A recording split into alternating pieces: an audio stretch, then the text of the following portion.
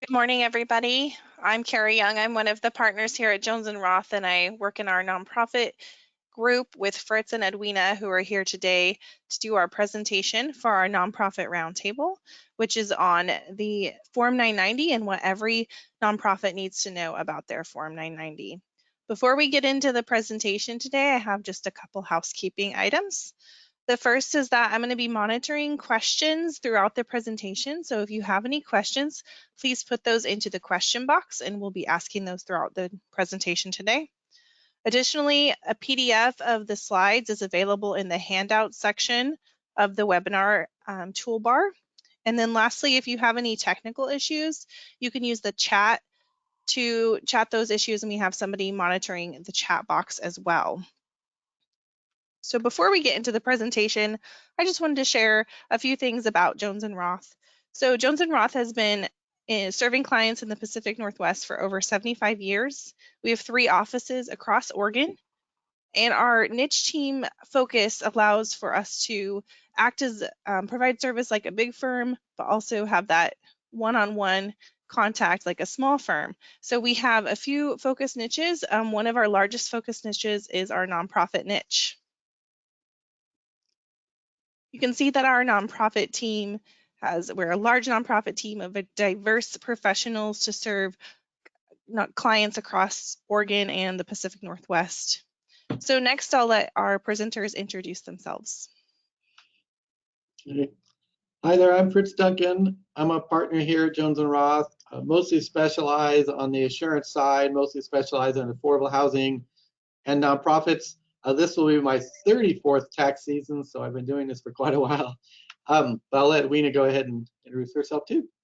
Hi, my name is Edwina Kidwin. I'm a manager at Jones and Roth in the Hillsborough office. I've been with Jones and Roth for about 4 to 5 years, and I focus primarily in the nonprofit niche, but also work with the private companies niche during tax season.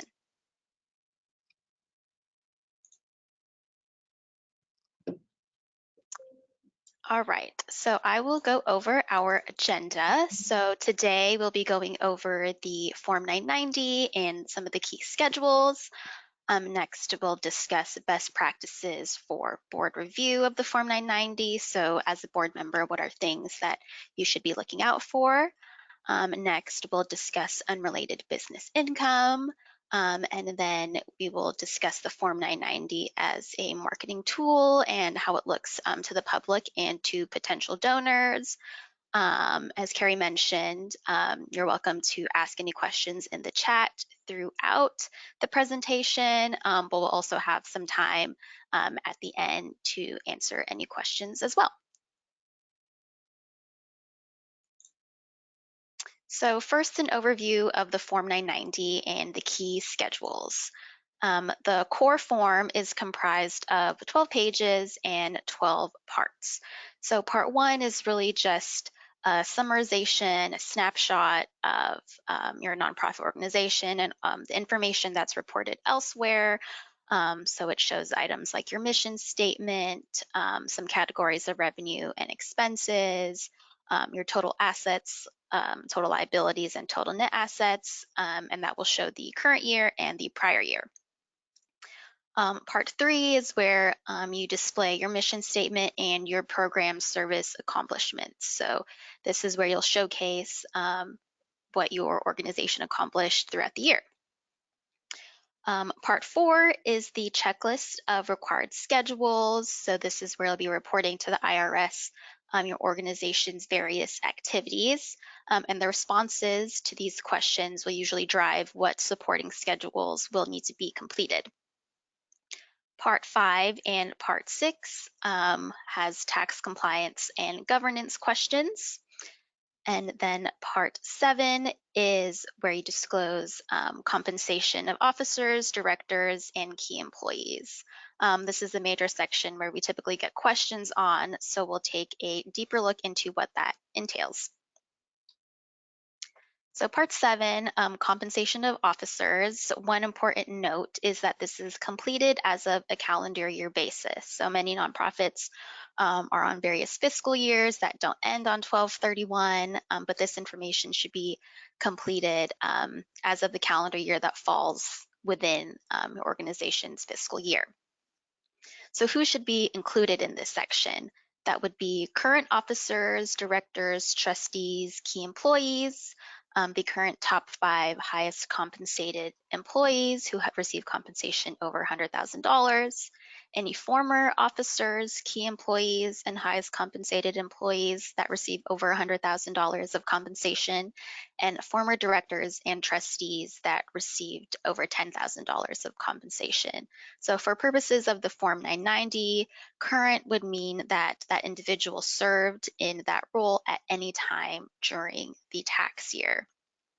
For purposes of reporting former individuals in these roles, there is a 5-year look back period. So they would only be included if they were compensated in the current year, but not considered in a current position of one of those roles. So an example would be you had a board member that was part of your board in the prior year, but in the current year they weren't part of the board, but they may have provided consulting services and they were compensated over $10,000. So that would be disclosed in this section. Next, we'll go over definitions of these roles. So first, what is an officer for the Form 990? Those would be individuals designated as officers in the organization's bylaws. So that would typically be the president, the treasurer, or the secretary.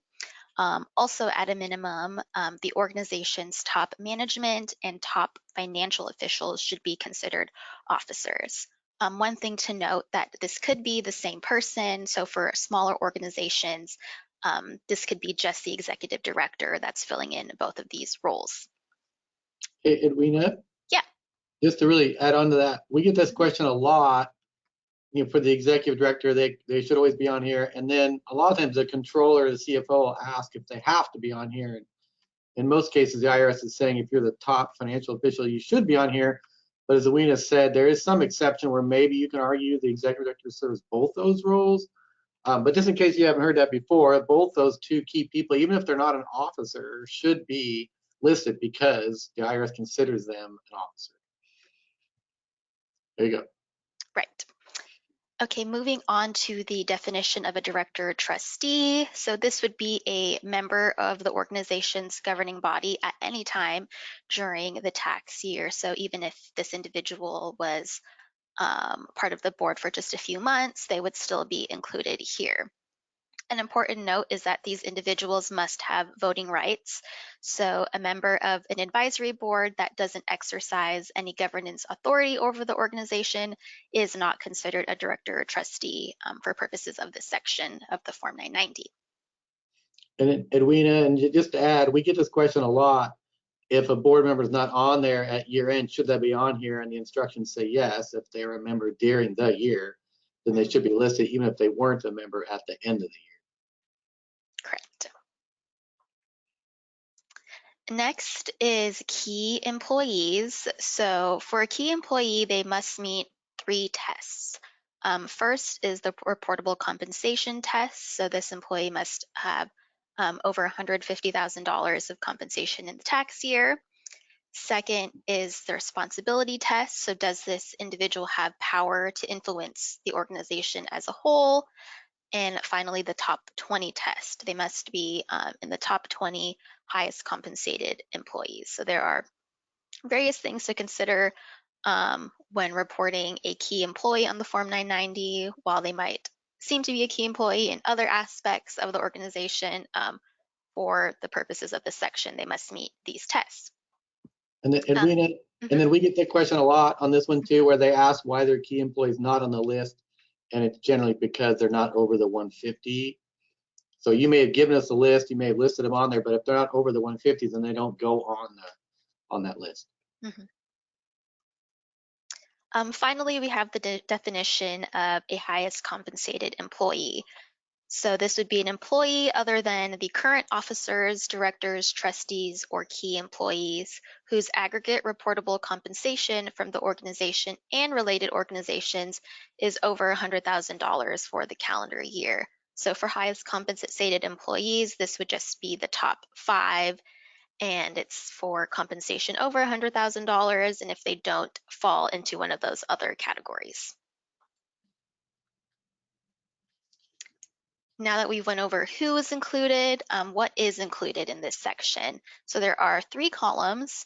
The first column would be reportable compensation from the organization. So this is generally the greater of box 1 or box 5 from the W-2, but this may include other items. The second column is reportable compensation from related organizations. This part may be easy to miss if it's not careful, but this usually comes up for supporting organizations. Lastly is other compensation. So this is where you would include things like non-taxable health insurance benefits, employee retirement contributions, and other non-taxable benefits. And Weena, could I chime in really quick on the related organization? Yes. What we see often is for any of you that are foundations and that somebody else, a hospital, a college, university, somebody else is paying your staff's salary, it goes on here, and that confuses the nonprofit sometimes because they didn't pay them, but you're still supposed to disclose it. If you're the foundation executive director, the hospital's paying for your compensation, you're supposed to disclose it on that other column, because it's compensation for the organization, even though the organization's not paying for it. Mm-hmm. Go ahead. Great. So back to kind of the sections of the core form. So part 8 is the statement of revenues. So this is where revenue is reported by type and classifications. The 2 major sections that you would see revenue reported is contributions and program service revenues. There are some items that are reported net of expenses. So for example, fundraising events, those would be reported net of expenses. Part 9 is the statement of functional expenses. For 501c3 and 501c4 organizations, they must complete all columns, so breaking out the expenses between program management and fundraising, but for all other organizations, they only need to report the total expenses by natural category. So in addition to natural categories such as salaries, professional fees, and office expenses, those organizations listed would have to break out how they're related to program management and fundraising. And this is a section that we'll talk about multiple times throughout our presentation today. And it's just important to be mindful of the allocations to general and admin versus programs. And we'll discuss some benchmarks to look out for during review of the Form 990. And then Edwina, just to chime into that, so just be careful here. If you're not doing an audit or you're not preparing a statement of functional expenses, how you fill out this form, because people like to read this and judge you on your, and we're going to go over the percentages later, but they like to judge you on what you're putting in the management column, what you're putting in the fundraising column, and what those percentages are, and we'll talk about it later. But just be careful here. If this isn't something you go calculate every single year, be careful on how you do it, because people read it and they like to calculate things and judge you on how efficient you are. And so you got to be a little bit careful on how you fill it out. But go ahead, Edwina. And then the last few sections of the core form are the balance sheet. So this is very similar to your statement of financial positions in your financial statements. Part 11 is the reconciliation of net assets. So there are some differences between GAAP financial statements and the 990. So that's what those differences would be reconciled. Some common ones would be unrealized gains and losses, and donated services. So while those might be included on your financial statements in the revenue, those are excluded for the Form 990. And lastly, part 12 is financial statement reporting information. So these are just questions whether your organization is on the cash or accrual basis, did your organization have a review or audit, and is your organization required to have a single audit? And then really quickly, Edwina, we get this question also on those 2 schedules where someone will read your audit, they'll read your 990 and they don't match, and they'll just assume something's wrong. These 2 schedules are very good at reconciling the audit to the tax return. So if they knew how to read these 2 schedules, they could go in and see, oh, here's the audit number, here's the tax return number, here's how it reconciles. I understand, versus they don't match. There must be some, there must be something wrong. There must be a mistake. Because like Edwina said, there are differences between an audit and a tax return on how things are reported. Go ahead. Great. Were there any questions that we wanted to address before moving on to the schedules? No questions right now. Okay, sounds good. So I will pass it over to Fritz to discuss Schedule A. And then Edwina, if you don't mind, can you bring up the Schedule A? Yes, of course. Just want to walk through people the form here. So Schedule A, this is one of the most important schedules on the 990, because what it's doing is if you want to be a public charity, you have to meet this test, which we're going to walk through. You have to fill out this form. You have to meet the test. Otherwise, you're not a public charity. You would be a private charity or not a charity at all. And so you have to go through and fill out this form and meet the test. So the first part here is there are these key lines. One of them is 7. So line 7 is typical social service charity. Do I get a substantial part of my support from the government or the general public? And then that's 33%. Show you that in a second. But that's one of the main tests. They're only counting support here.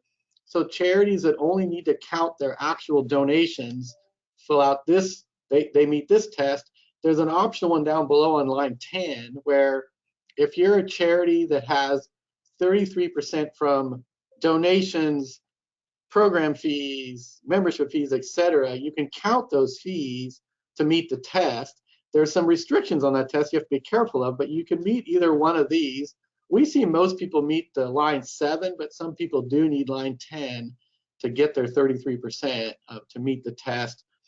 There, you can see there's a bunch of lines on here. There's a lot of different types of nonprofits that can check these boxes to meet this test automatically. We don't run into a lot of those, but you can see the churches, there's some schools, hospitals, etc. Also, we're not going to go into box 12 there. If you are a supporting organization, there's a bunch of rules there that you could also meet it, filling that out. Pretty complicated, so we'll not go through that right now, but if you need help in that area, there's a lot of good guidance on how you fill out these pages. So if you want to flip the page there, Edwina. So the first, so I said line 7, this is part 2. So the key parts are line 1, it's a 5-year test. You list all of your donations, et cetera, and grants. You list them all there on line 1. There's a few other things that go in there, but then the key there on line 5 is you don't get to count all your donations. If a large donor, which is somebody that's more than 2% of line 11, if they give you more than that amount, it gets excluded. And so then you have an adjusted public support. So that line 6 isn't total public support, it's adjusted. That number, and then less these other things down below, the line 8, 9, etc., they all add up to line 11 total support. Line 6 divided by line 11 has to be over 33% for you to meet this test to be a public supported entity. So the takeaway is line 5, I got to be careful. I have large donors. For line 5, the large donor is an individual or private foundation. So governments don't count, other nonprofits don't count. They don't count against you in line 5, but a large individual, a large foundation, private foundation, they go there and they get backed out. So for the people that get these large private foundations, they got to be a little bit careful that they may have had a donation, but since it's from one entity, it could get excluded, and then I'm not going to meet this test. So we see that where most people we see are in the 90%. The people that have some large donors, maybe they're in the 60%. If you start getting close to 33%, you need to be talking to your accountant about, I'm going to have an issue here. What can I do? You can see on line 17 there is a facts and circumstances for 10%. That's pretty rare. So just be aware of this test. I have to go through and calculate this for this 5 years every year. I have to be above 33% in general for me to still be a public charity. So that's the first test. And then the second test. Before you get into the part 3, we do have a question regarding the requirement to back out large donations. You said that all donations like foundations and things that are over a certain percentage, are there any amounts that you don't have to back out even if they're over that percentage, like from certain types of entities? Yes, so in case I skipped over that, governmental entities and other nonprofits do not get backed out. So for example, Lane County gives you money, that doesn't get backed out. Whereas the Ford Family Foundation, if they give you money, that does get backed out. So private foundations, individuals get backed out, governments, nonprofits do not. So most charities don't run into a problem here. We'll see some that have big private foundation grants or even some big donor grants that they potentially have an issue here. So hopefully that answered the question. Anything else, Carrie, you think I should add to that? Nope, that was helpful. Thank you. Okay, so if you go to the next test, so the next test, the good part about it is line 2 and 3, the group gets to count donations and grants. They get to count program revenues under line 2 and 3. There may be a few other things they get to add. So you get to count these other things, which might help you. But if you look at line 7 and A and 7B, there's also more that gets backed out. So 7A, the main thing that's backed out is disqualified people. The main thing a disqualified person is a board member, an officer, etc., a related party, they would get backed out. But if you look in the definition there, a large donor that gave you more than, I think, is it 1%? Exactly, if it's 1 or 2%, but there's some percent that they're giving you more than your total donations over the nonprofit's lifetime on 7A would get backed out. So if you had some consistent grant money coming in from a person that was a large amount and not over that amount, it gets excluded. Unfortunately, 7A, that's everybody. So if you had a large grantor, whether it's private or public, and they're giving you money consistently and they're more than this amount over your lifetime, on 7A, they would get excluded. And then 7B is, if there's anybody in any given year that gives more than 1% of line 13, they would also get excluded. That's only line 2 and 3 though, so it doesn't count, donations don't count for that.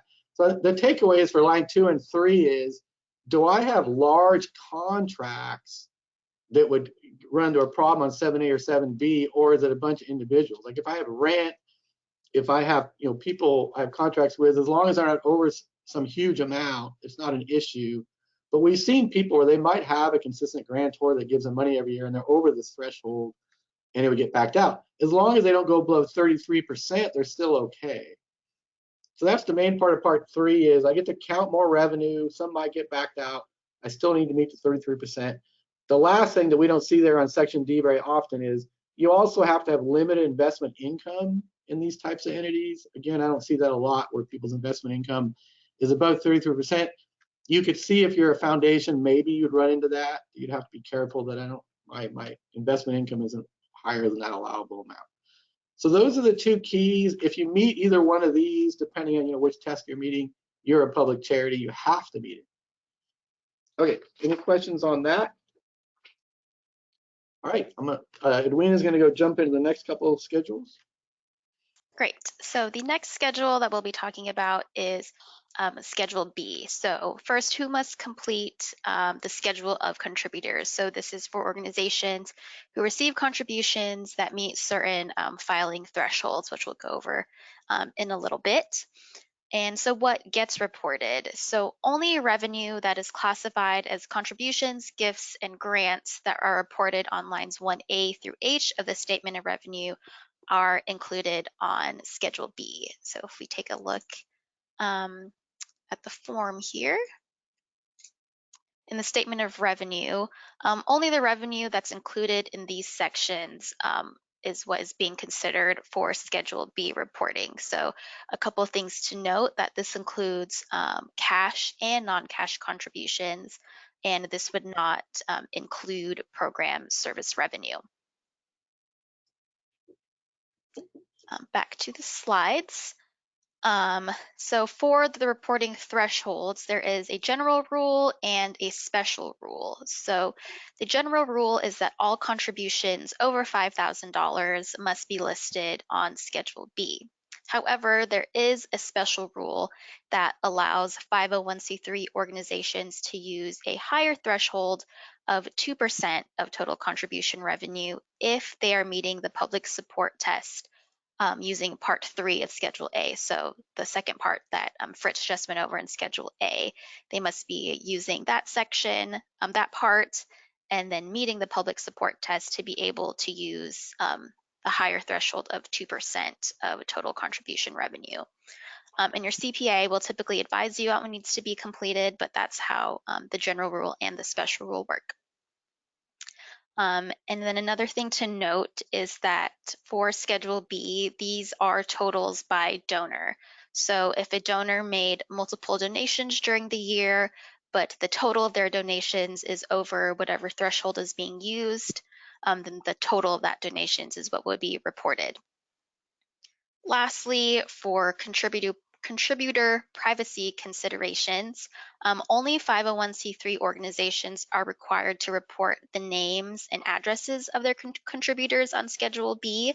Other types of organizations aren't required to include it on the Form 990, but they are required to retain records for that information.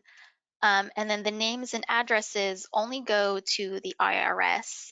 The public copy does not include donor names and addresses. So sometimes there are donors who are worried about the disclosure of their donation, but it's only for the IRS is that information is disclosed, and it's not included on the public copy. And then, Edwina, can I just add on to that? We always get this concern about that as well. And you make a public copy, there's another copy you make that doesn't list the names, and then you electronically transmit your 990 information to the IRS that has the people's names, but it doesn't go anywhere else. So in case people ask, there's a public copy that goes out to everybody else, and then there's the IRS copy that goes directly to them. So you don't have those people's names floating around somewhere. Mm-hmm. Great. The next schedule that we'll be talking about is Schedule D, Supplemental Financial Statements, and we'll go over a couple of sections for that. So let me pull up the example form. So Part 5 is where endowment funds are disclosed. So it will be showing 5 years of activity for the endowment fund. So the beginning of year balance, contributions, investment earnings, other expenditures, and the end of year balance. And this includes actual endowments and board designated or quasi endowments. And in line 2 is where you would disclose the percentage of the balance for each type. In line 3 is where you would disclose where the funds are held, if it's held by the organization or somewhere else or by a different organization. And then part 4, or line 4, is where you would describe the intended use of the organization's endowment funds. The next section of Schedule D that we'll go over is part 11 and 12, which is the reconciliation to audited financial statements. So as we mentioned earlier in the core form, there is a reconciliation to net assets. But if the organization has audited financial statements, then they're also required to complete the section to reconcile total revenue and total expenses. If we go over to the form, that is this section here. So some common differences would be net unrealized gains and losses on investments and donated services and use of facilities. So while those would be included in revenue on the audited financial statements, those would be excluded in revenue for the Form 990. And similar with expenses, donated services and use of facilities would be included in expenses for the audited financial statements, but not included for the Form 990. And then can I chime on there, Edwina, when you're done? Mm-hmm. Yes, go ahead. So again, just to reiterate this, donated services, use of facilities are usually big numbers. They're on your audit, not net unrealized gains and losses, usually a big number. It's on the audit, but it's not on the 990. Those are the two keys. And then again, if you don't know how this form works, is you think the two things don't match, especially that 2B, donated services are sitting in your donation lines on your audit, but they're not here. And so you think your donations are off quite a bit, but they're not. It's because of no donated services or facilities are on the 990, but they are on the audit. So those are the 2A and 2B. Just be really careful of those, that you're aware that is a difference, and it could be a big number, and they go here, and then this reconciles the two. So you should be able to look at the audit, look at the tax return, and say, oh, I see how they match, and this is why. Go ahead. Great. The next schedule that we'll be going over is Schedule G, which is fundraising or gaming activities. So Schedule G is required when gross receipts from fundraising events is more than 15,000%. Going back to the forms, here is Schedule G for fundraising events. So for the events, if there's any event that has gross receipts of more than $5,000, those top 2 events would be reported here individually, and then the rest of the events would be combined in this other column here. It's important to note that contributions and gross would be broken out. So for example, if the event has a fee like a dinner, you would want to break out the amount that is considered the contribution and then the amount that would be considered paying for the dinner. And then you'll see below here, there are certain categories of direct expenses that are broken out. So while the event is being held, it would be easy to track these different types of categories. So then when it's time to complete the Form 990, all that information is readily available to complete here. And then as mentioned, oh, go ahead. No, go ahead. As mentioned before, fundraising events are reported net on the statement of revenue. So this, the net amount here in this box is what would be reported on the statement of revenue. Go ahead, Fritz. I was just going to add for the group, I think a takeaway from this is if you're having a large events, if you don't mind setting an account for donations that you get at the event and don't lump it in with your gross receipts.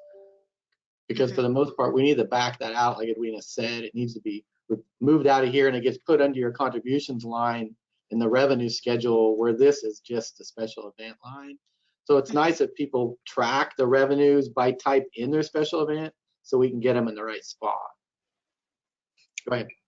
Okay, the other section of Schedule G is gaming. So this includes things like bingo, casino night, raffles, and it's really important to discuss these types of events with your CPA because these types of activities may require licensing depending on the state you're in. So you just want to be aware of those if you're holding an event that would fall under the gaming category.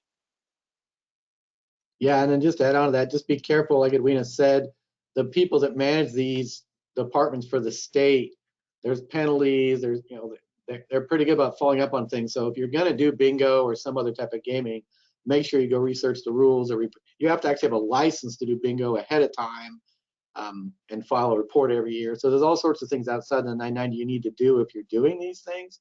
So just think about it ahead of time before you get into it. That's always the best advice. Go ahead.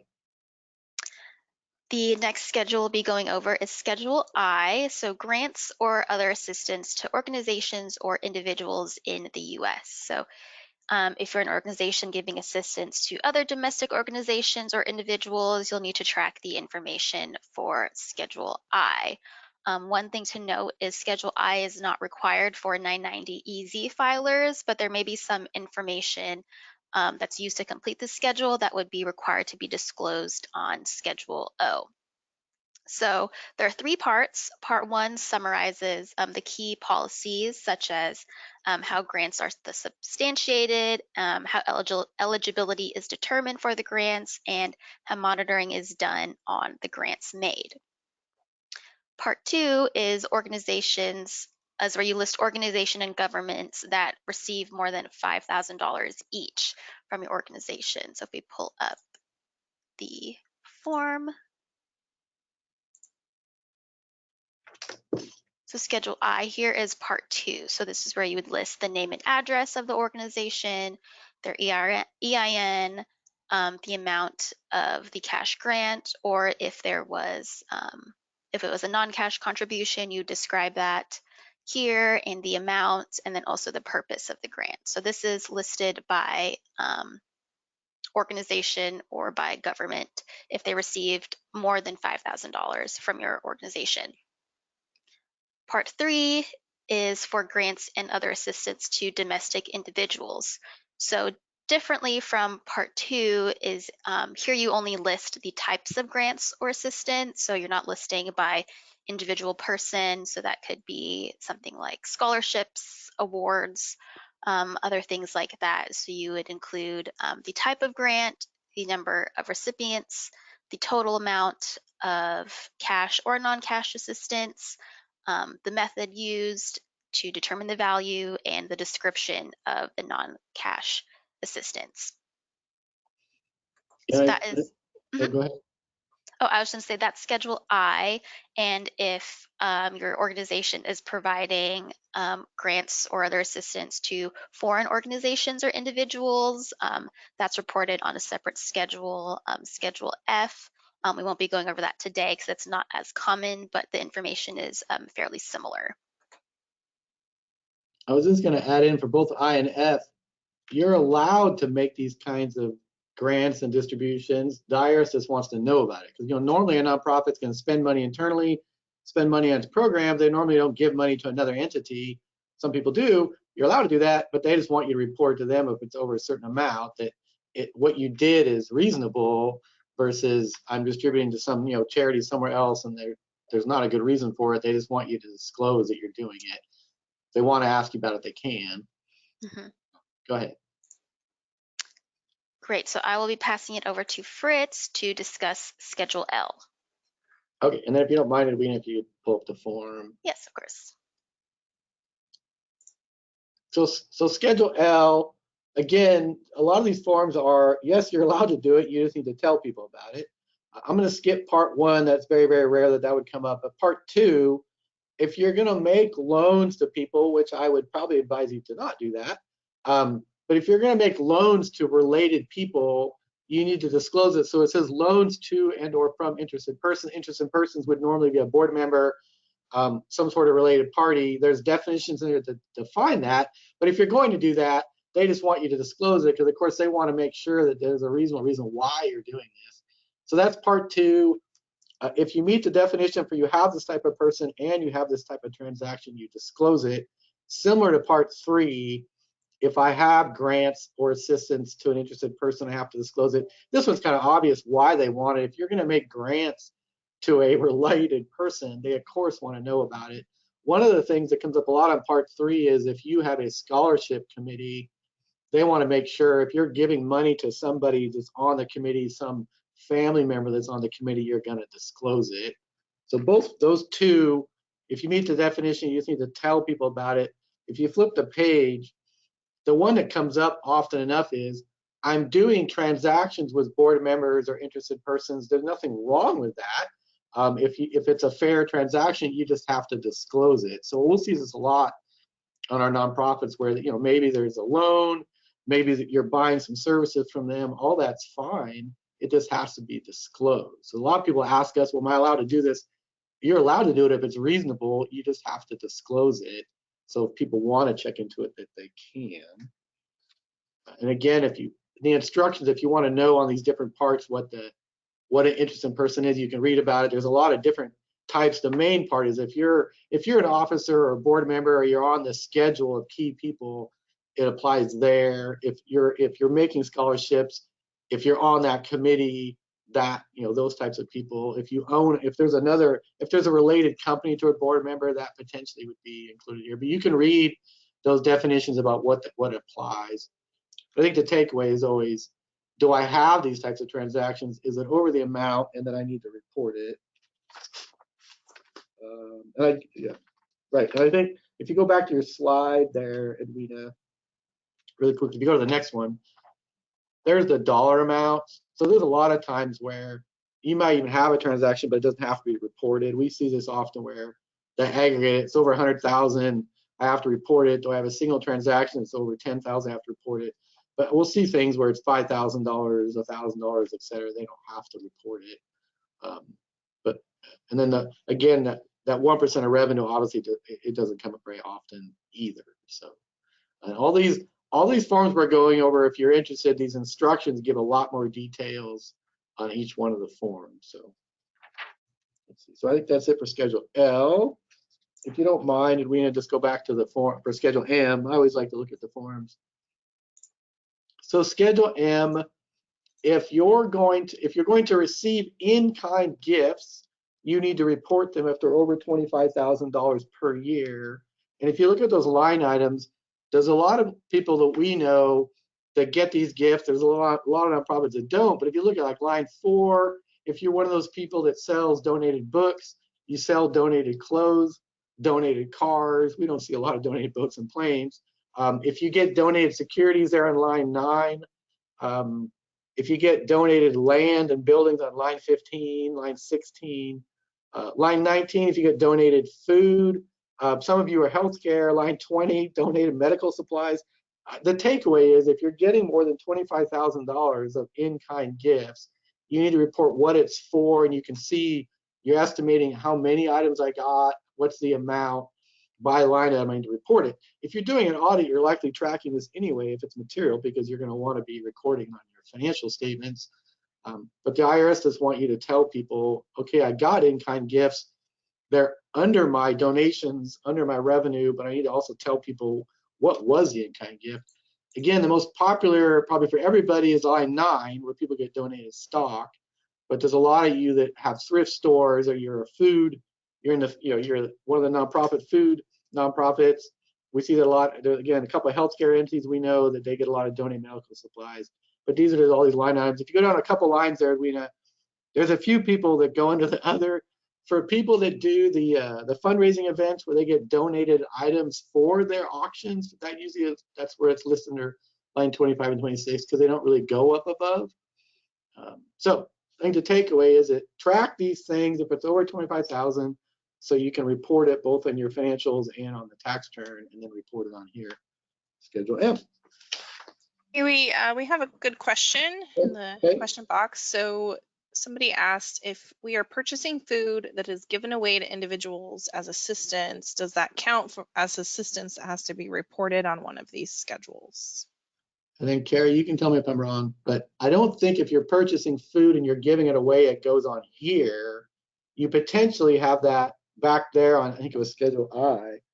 You potentially might have on one of the other schedules. If you're giving more than $5,000 away to entities or individuals, potentially that would have to get disclosed. Yeah, I think I would agree that if you're giving, whether it be cash or if you're giving food or other types of things to individuals, that should be reported on Schedule I, Part 3, which is assistance to individuals. And as mentioned, you don't have to list every individual. That's an aggregate. You're just saying how many people received assistance and what the total value is. Right. The one thing we had come up a lot, which I guess was more cash during COVID, a lot of you had those big, huge COVID grants where you passed money on to people and they were over this threshold. So you had these huge lists of, and this was cash, that you were giving out to people, and you had to report that. We also see the scholarships quite often with the foundations where that goes above the amount and they have to disclose that. But if you were buying food, it wouldn't go on Schedule M, but it might just need to be somewhere else depending on if you're over some threshold. So, okay. All right. So one more form. So Schedule R. Again, some of you do a lot of this. Some of you do none of this. If you have related organizations, you have to be reporting A, that they exist, and B, if you have significant transactions. So Edwina, one more time, if you don't mind going to the form. We have a lot of friends in the housing world that build apartment buildings, etc. They have a lot of these organizations. So first one, if you have a single member LLC, so your nonprofit wanted to own something and put it in a single member LLC, that's disregarded for tax purposes. It's not a separate taxable entity, but you have to disclose it here. So if you think about if you have any single member LLCs, they go on Part 1. If you have a related tax exempt organization that you control, and I'll go briefly into that, but that needs to be listed here. So for example, if you set up a nonprofit, you control the board, you're the one that appoints the board, etc. You meet this control definition, which you can read about later. You would need to disclose that, yes, I have a related tax exempt organization, and you just list it here. So for example, the people that have HUD projects, the HUD project's a separate project, but they control it. So you're reporting that this is out there and you're just telling the IRS about it. So that's Part 2. I want to flip the page there. The people that have the partnership, so the low-income housing tax credit people that you have these partnerships. You have to disclose that yes, I'm the general partner in all these partnerships. You would list them there. There's people on part 4 that have set up taxable corporations or trusts. We see a few of those. Again, you just have to list them. So you can see these 4 categories are, if I have any of these entities, I just have to say they exist and what they are and answer those boxes there. That's the first part of this schedule. And if you want to go, let's see. So going back to the slides, this is, you can go flip past that slide. And then we talked about that. The next slide there. This is a picture, and we actually have some nonprofits that have every single one of these on here. I know a lot of you don't have any of these, but this is a picture of whatever these organizations are. You need to disclose it, and you can flip the page. And then here's so we talked about the entity. I got to disclose it. If I have transactions, I have to disclose it. So it talks about all transactions for interest, annuities, royalties, rent from any of these entities. I have to disclose. Anything else, if it's over $50,000 in aggregate by transaction type, they have to disclose it. So you could have transactions that fall below this. They don't get disclosed even if the entity is disclosed. We have a lot of people where they'll disclose it. Yeah, I have. For example, this partnership paid me a fee, $100,000. I have to disclose that. But the main part of this form is that do you have these types of entities? And if you do you have transactions that have to be reported? That's, I guess, the takeaway from Schedule R. I guess on that one, Edwina or Carrie, you guys want to add anything to that? Is that a good summary? I think that's fine. We did have we had a question back on Schedule M.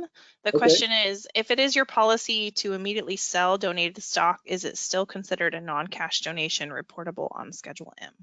Yes. My opinion, if you get donated stock and you sell it immediately, it has to be a donated stock to you, otherwise it doesn't count for tax purposes. So if someone donates stock to you, you can, if you have already done this before, you have to have a brokerage account. They have to move the stock to you and then you sell it for it to count for them. So given that they donated stock to you, therefore it must be on Schedule N. So hopefully that kind of makes sense. If you need help on that particular thing, let us know. Also, your brokers can sit there and tell you how that whole thing works. But yes, I do believe it goes on Schedule N. And to add to that, not only is it reportable on Schedule M if it's, over $25,000, but it gets broken out on the face of the statement of revenue, and it still might be required to be put on Schedule B. So all of those components are still in place for the 990 reporting for donated stock. It is non-cash. Yeah, really good question. And then again, if people call you and say, I want to do this, you can let us know. But what we're going to do is we're going to have you call your broker. If you don't have one, you have to have a broker where you set up an account, they move the stock into your account, and then you sell it. And to your point, the question, yes, I would probably argue you should sell it immediately, unless you're an investment person. Take the cash and then put it in your organization. Okay. Let's see. So I think that's it for Schedule R. And Edwina, if you want to go on to your section. Perfect. So that is it for the Form 990 and schedules. There are some other schedules out there, but we just kind of went over the main ones. Next, we'll be talking about best practices for board review of the Form 990.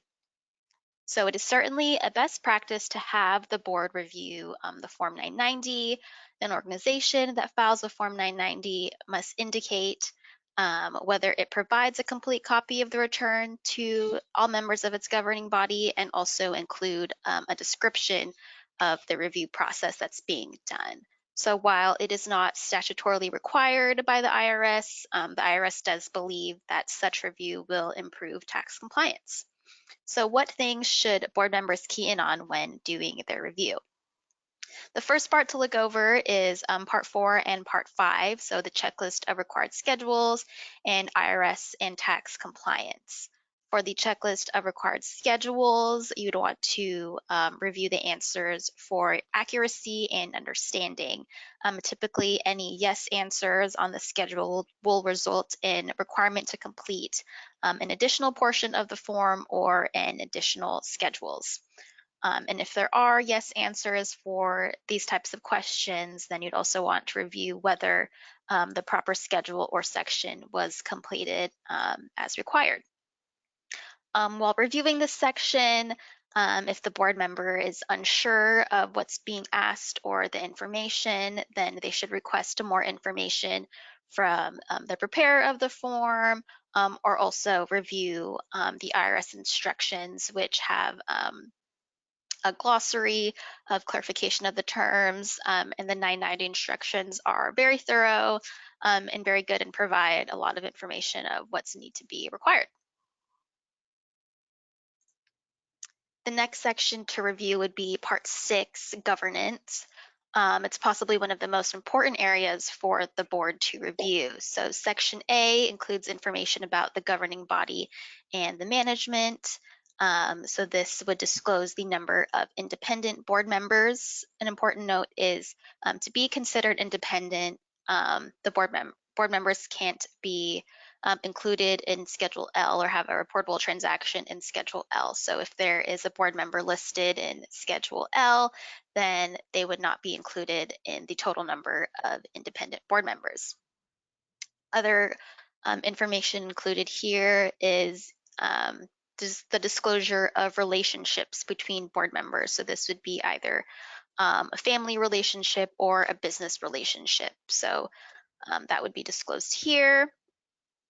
You'd also include any information regarding changes to governing documents. So if there was an amendment to the bylaws or change in the articles of incorporation, you would want to mark this section as yes, and follow the instructions for whatever information also needs to be provided. Lastly, is there a process used to track the board meetings held and decisions made? So are there board minutes? And that would be disclosed as a yes or no if that's being done here. Section B is all about policies. So one of the questions is the Form 990 provided to all members of the governing board before it is filed? It must be provided to each board member in order to answer this as yes. You'll also describe the process used to review the Form 990. So the Form 990 doesn't necessarily need to be reviewed by the entire board. Your process can be, certain officers or a committee, and that would be described in Schedule O. You'd answer if there is a conflict of interest policy, document retention and destruction policy, as well as a process used to determine compensation for the executive director, CFO, or highly compensated individuals. So you'd want to review these sections for accuracy, and we'll also talk about later why it's important to have these policies in place. The next sections to review would be the statement of revenue and the functional expenses. So doing a review of revenue sources, you'd want to see, does the revenue data suggest too much reliance on a source that could be jeopardized by a weak economy, declining stock market, etc.? So investment income, is there too much reliance on a handful of grantors and donors? Just reviewing what the revenue says about your organization. Next, for functional expenses, the allocation of expenses is key. So you'd want to review what are the ending ratios for total program, general, and admin compared to total expenses. As a general benchmark, you would want at least 75% of your expenses to be program and no more than 25% of total admin and fundraising.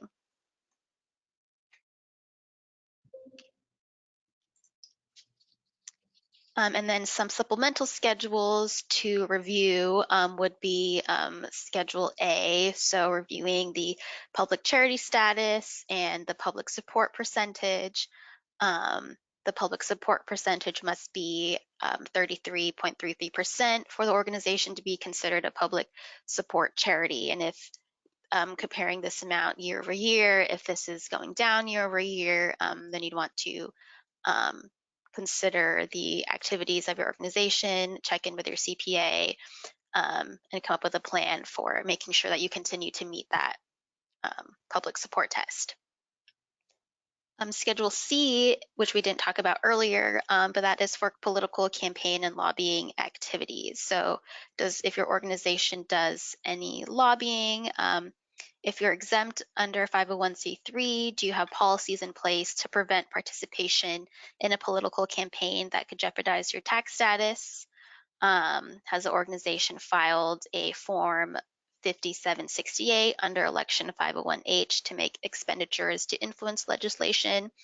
If so, then Schedule C must be completed, and you'd want to be tracking lobbying expenditures compared to the allowable amount.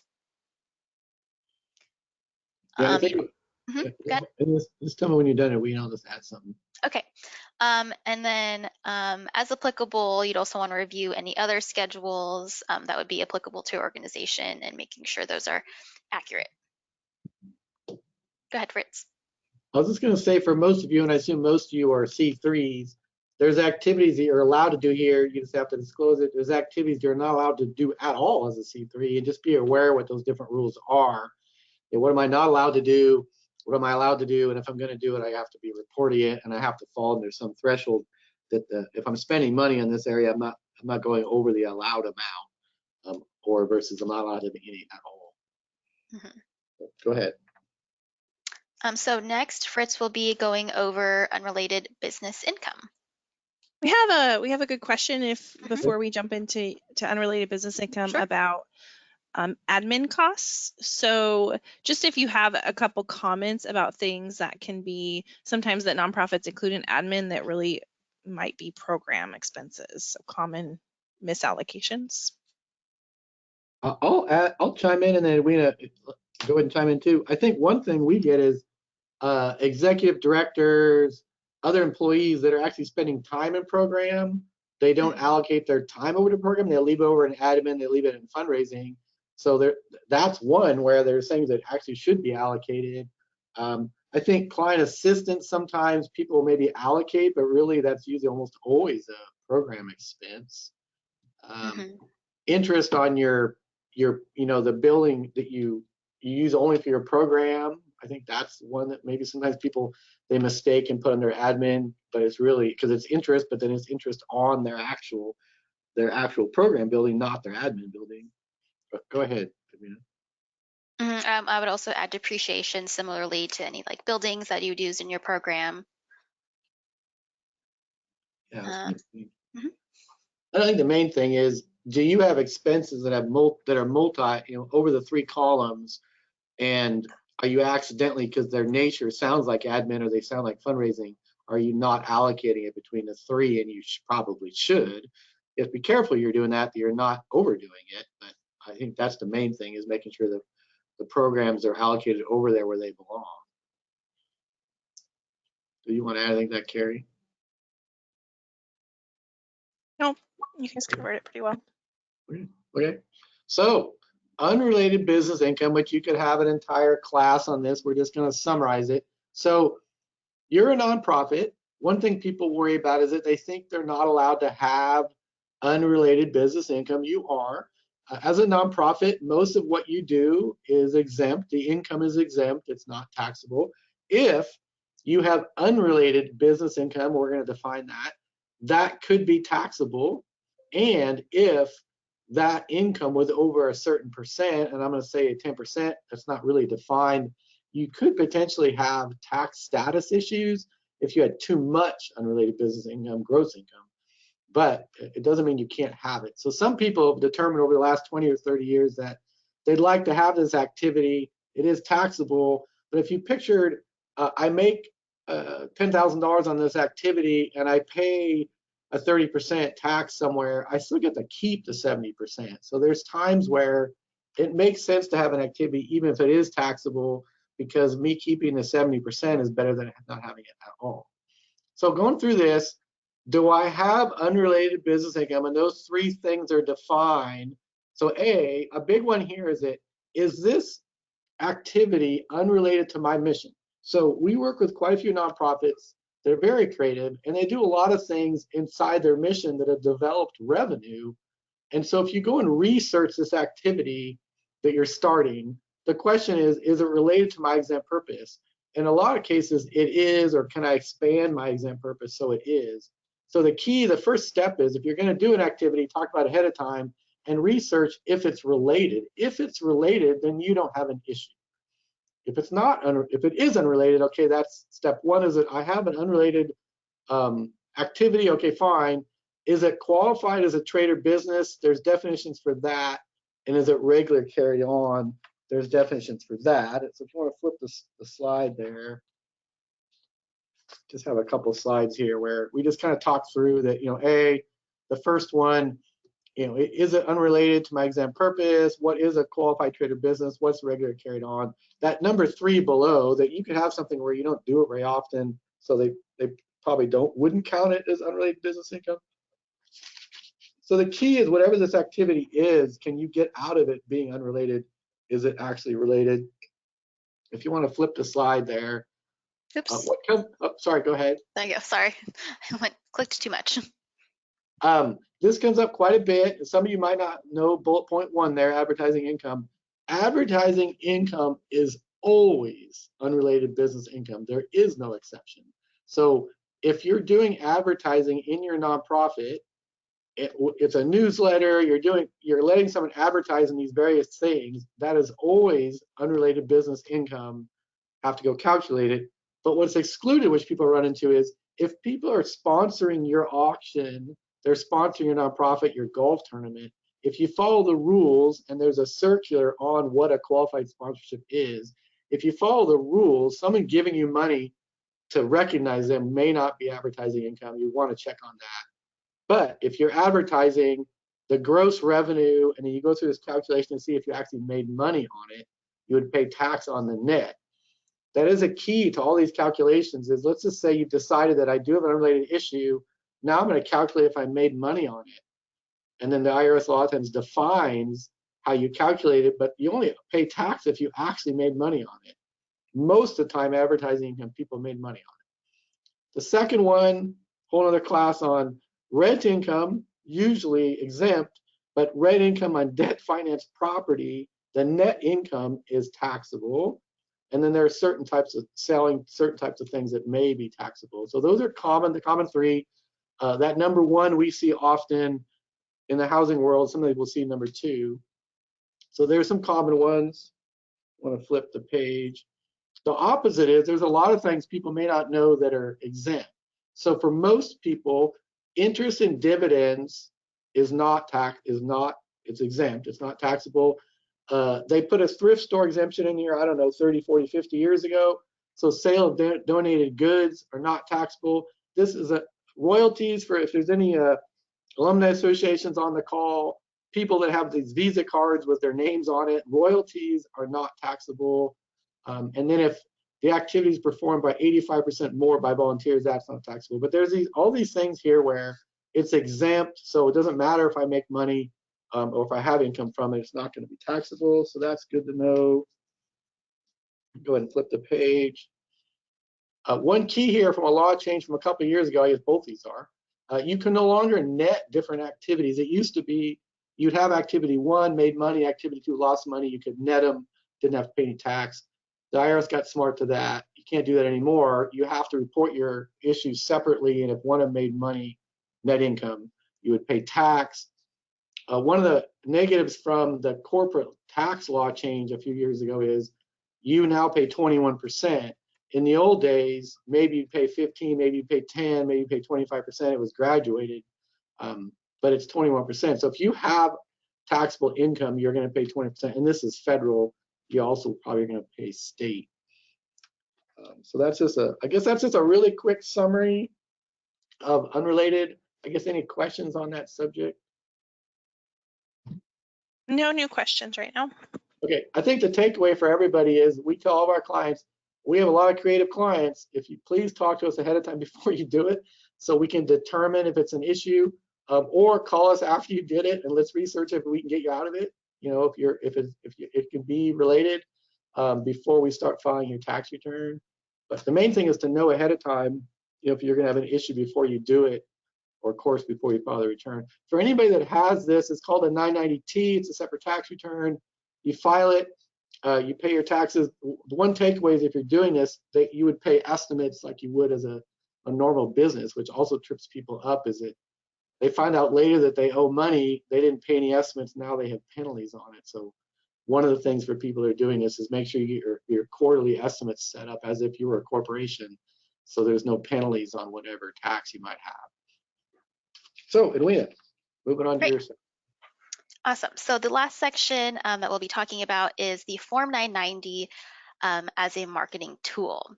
So as a reminder, the 990 is a public document. So while you want to view the form from the compliance perspective, it's also good to view it from a marketing perspective, because this will be looked at potentially by potential donors. So there are different components of the Form 990 that paint a picture of your organization. So that's the governance and policies, functional expenses, and your program achievement statement. So for governance and policies, the ones that we mentioned before, what is the review process for the 990? Do you have a whistleblower policy, document destruction and retention policy? Those things tell a story about how your organization is being governed. For functional expenses, as we mentioned, how much are your expenses being allocated to programs versus management and administration and fundraising. And then lastly, your program achievement statement. So what's the story that your 990 is telling?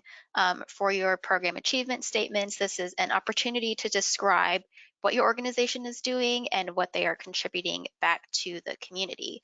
So if we take a peek at the form, on the second page of the 990 is where you would describe your organization's missions, and then the top three program service accomplishments of your organization. And going back to the slides, here is an example of program service accomplishments. So for the program of service accomplishments, you want to use this as an opportunity to describe what your organization is doing.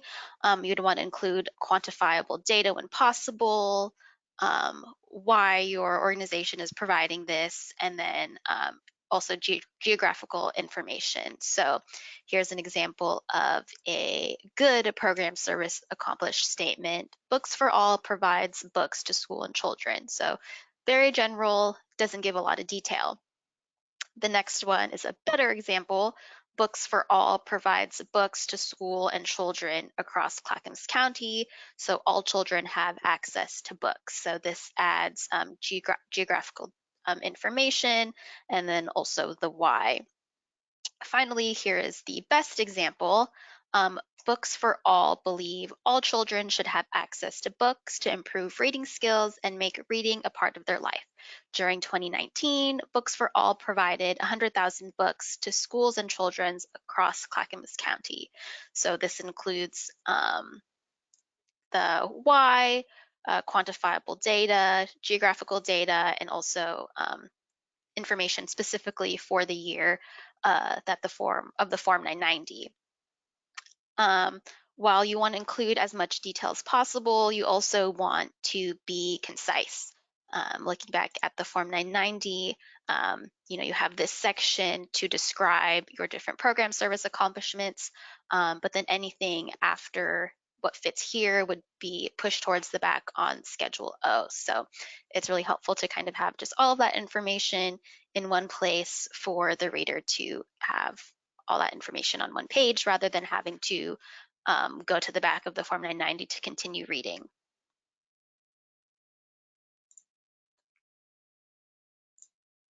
The next piece that we want to cover is Charity Navigator, which is one of the largest and most relied upon evaluators of charities. So Charity Navigator will assign scores to nonprofit organizations, and these scores are partially driven by information from the Form 990. There are two sections. There is financial health and accountability and transparency. So for financial health, all the information used to determine the financial health is extracted from the Form 990.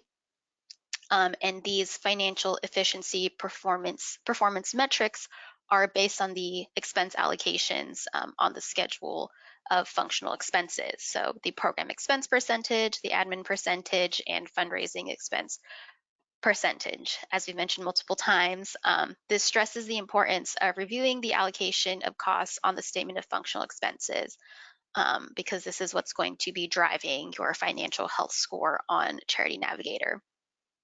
The second section is accountability and transparency. So 12 of the 17 items are from the IRS Form 990, and the rest are from the organization's website.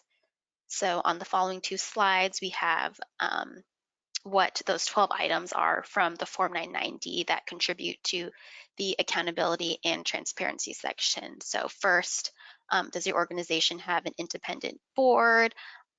They usually want to see that the voting majority is independent and that the board has at least 5 members. Is there material division of assets with or without satisfactory explanation? This will actually detract from the score. Does your organization have an independent financial statement audit, and is it overseen by a committee?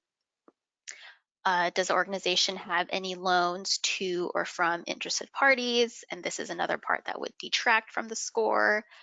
Is the organization documenting the board minutes? Is the Form 990 distributed to the governing body before it's filed?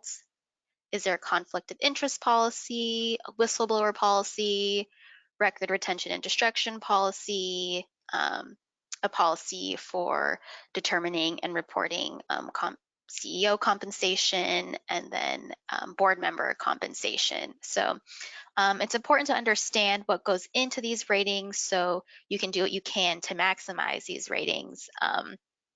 If you look at these sections that are included in the score, if you don't have some of these policies or procedures in place, you could consider adding them to improve your organization's score. And all this information is published on Charity Navigator's website, so you could see what goes into the score and what score your nonprofit organization has. Any questions on that section?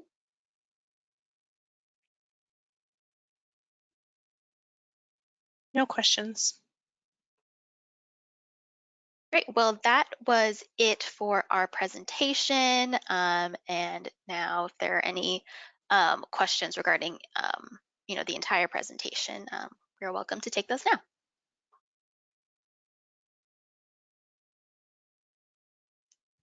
There's a question regarding what information Charity Navigator, et cetera, is getting from the website. There's a pretty good handout that we can share to the attendees that's from Charity Navigator that says where they're getting all the information and how they're scoring. So we will make sure we get that out to everybody. There's also a question about retaining records and how long you suggest organizations retain financial records. I think the current thinking is 7 years, and I don't remember exactly where the 7 came from, but I think that's the current from the last 20 years has been 7 years. Is you're meeting all these different people's guidelines, and then I think the takeaway is 7 years, and then get rid of things after that point. That way you don't have issues with people asking for things for 10 or 20 years ago. But I think it's 7 years. Is that right, Carrie? I think that's what we tell people. Yeah, generally there's different guidance depending on the type of document, and so if you look out there, there's some various like suggested record retention policies for nonprofit organizations that are available.